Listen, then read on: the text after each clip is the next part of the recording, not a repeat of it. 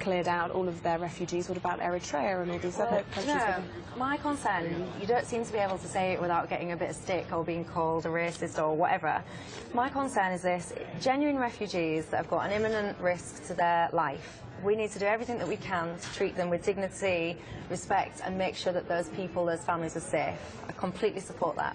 However, back in February, we're sitting on this chair, and ISIS very clearly said, we're going to send 500,000 ISIS soldiers to Europe. We're going to send them in boats. We're going to get them over to Italy.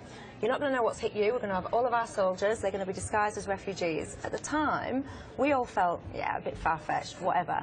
Fast forward to September, we have so many thousands of people. We do not know who they are.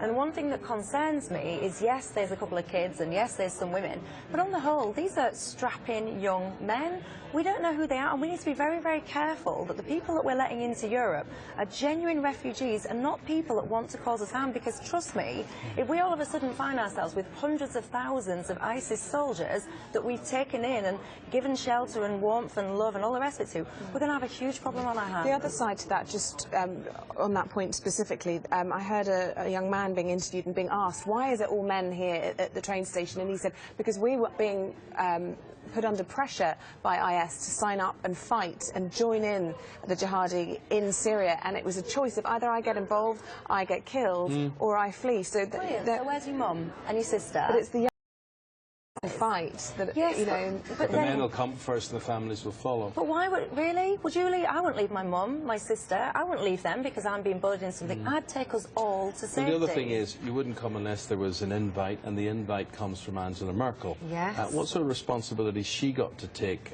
for all of this? Because she's like inviting everybody to your party. You're saying, oh, come and stay in Isabel's house, and Michelle's house, and Kevin's house, and Eamon's house. And you're saying, hold on, you're not speaking for me.